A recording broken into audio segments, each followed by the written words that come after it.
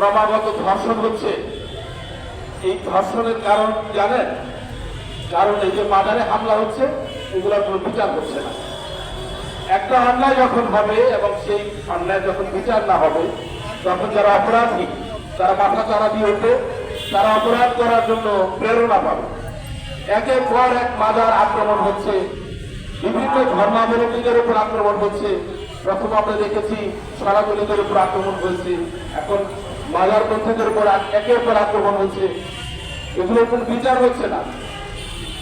রাষ্ট্রের দায়িত্ব এগুলোকে প্রতিহত করা, বিচারের কাঠগড়ায় নিয়ে আসা, কিন্তু রাষ্ট্র সেখানে আমরা দেখছি এখনো পর্যন্ত নীরব।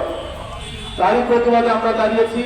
এই দেলোয়ার ভাইয়ের গাড়িতে যখন আক্রমণ হয়, তার 3-4 দিন আগে থেকেই তারা জানান দিচ্ছিল, বিভিন্ন বাজারে বাজার তারা মিটিং করছিল, তারা প্রশাসনের কাছে গিয়েছে, তারা অনলাইনে নোট করে অনলাইনে ধমকি দিয়েছে এবং তারিখ করে 3 তারিখ করে তারা আক্রমণ করেছে। এটাকে প্রতিহত করা প্রশাসনের জন্য কোন বিষয় ছিল না। এটা একদম সুস্পষ্ট, একদম পরিকল্পিত ভাবে আক্রমণ হয়েছে। এই আক্রমণ অপরিকল্পিত না। এই আক্রমণকে আপনারা বদ নাম দিবেন, সেই সুযোগ নাই। এটা কোনো হুজুগ না, এটা কোনো অতর্কিত কিংবা তাৎক্ষণিক সিদ্ধান্তে ঘটেনি। এটা পরিকল্পিত ভাবে এবং এটা ঘোষণা দিয়ে প্রশাসন জানে, ওইখানকার জেলা প্রশাসক জানেন, পুলিশ সুপার জানেন, সংশ্লিষ্ট থানার যিনি ভারপ্রাপ্ত কর্মকর্তা তিনি জানেন, তাদেরকে জানানো হয়েছে, কিন্তু তারা সেটা ফেরানোর জন্য কোনো কার্যকর ব্যবস্থা গ্রহণ করেনি।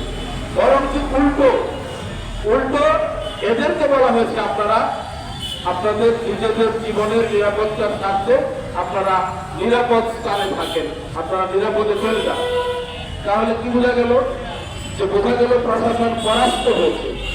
তো যখন প্রশাসন পরাস্ত হয়ে যায়, তখন অপরাধীরা মাথা চারা দিয়ে ওঠে।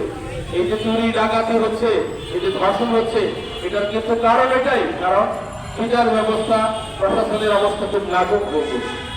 এবং তারা জেনে শুনে যারা প্রত্যেকটা বাজারের আক্রমণ তারা করেছে, এটা বের করা যায়, তদন্ত করলে বের হয়ে আছে। তৌহিদি জনতা, সচেতন নাগরিক সমাজ, এরকম একটা নাম দিয়ে এরকম আক্রমণ হচ্ছে। এটার পেছনে কোন বাজারের জন্য কারা দায়ী, তদন্ত করলে বের হয়ে আসে। এটা সেভাবেই একটা একটা করে বাজারে যারা আক্রমণ করেছে, কে কোন বাজারে আক্রমণ করেছে, এগুলো বের করে আনা যায়। আমরা অনুরোধ করবো রাষ্ট্রকে, আমরা অনুরোধ করবো সরকারকে, এটাকে বের করে নিয়ে আসুন। আমরা কোনো সরকারের পক্ষে নই, আমরা কোনো রাজনৈতিক দলের পক্ষে নই। যদি আপনারা ধরা তোলেন যে আমরা ফ্যাসিজমের পক্ষে ছিলাম, এটা আপনাদের আমাদেরকে এই মতবাদকে ধ্বংস করার পায়ে চলার জন্য একটা উশিলা মাত্র। এই উশিলা দিয়ে আপনারা আমাদের উপর চড়া হচ্ছে। কোন ফ্যাসিবাদের সাথে আমরা জড়িত না। আপনারা দেখেন বিগত সরকারের আমলে কওমি জননী কে হয়েছিলেন। আপনারা দেখেন বিগত সরকারের আমলে এই ওয়াহাবি সালাফি মতবাদকে এস্টাবলিশ করা সবচেয়ে বেশি। বিগত সরকারের আমলে তারা বেশি পৃষ্ঠপোষকতা পেয়েছিলেন, যারা আজকের বাজারগুলো ভাঙতেছে, তারাই কিন্তু বেশি পৃষ্ঠপোষকতা পেয়েছিলেন, তাদের জন্য বরাদ্দ হয়েছিল সবচেয়ে বেশি। কিন্তু এখন হচ্ছে আমরা আক্রান্ত শিকার। কারণ হচ্ছে আমরা সাম্যবাদী, আমরা প্রেমিক মানুষ, আমরা আমাদের মাথায় আঘাত করতে জানি না। আমরা প্রেমের মাধ্যমে ইসলামের কথা বলি, আর ওনারা চাপাতি অস্ত্রের মাধ্যমে ইসলামের কথা বলেন। আমরা বলি ইসলামকে মানুষের কাছে পৌঁছে দিতে হলে আগে নিজেকে প্রেমময় হতে হবে, উদার হতে হবে, এবং প্রেমের মাধ্যমে ইসলামকে মানুষের কাছে উপস্থাপন করতে হবে। এবং ওনারা সেটা বলেন না, ওনারা বলেন সত্যির মাধ্যমে ইসলামকে উপস্থাপনা করতে হবে। আপনাদেরকে স্পষ্টভাবে জানিয়ে দিতে চাই, আপনাদের কারণে ইসলাম আজ প্রশ্নবিদ্ধ, একটা আতঙ্কের নাম হয়ে গেছে সারা বিশ্বে। অন্যান্য ধর্মাবলম্বীদের মানুষের কাছে মুসলমান আজকে একটা আতঙ্কের বিষয় হয়েছে। শুধুমাত্র আপনাদের এই শক্তির মাধ্যমে ইসলামকে কায়েম করার চেষ্টা করব। আপনারা যেভাবে আগাচ্ছেন সেটা ভুল।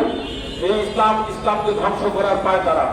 এই আপনাদের ইসলামকে নষ্ট করে দেওয়ার একটা কার্যকারণ হয়ে যাচ্ছে। আপনারা সেটা বুঝতে পারছেন না।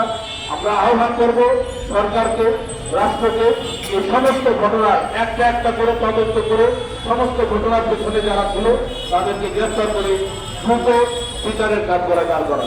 ধন্যবাদ সবাইকে। আমরা এরকম অবস্থা দেখলে আমরা আবারও বৃহত্তর পরিসরে একত্রিত হব।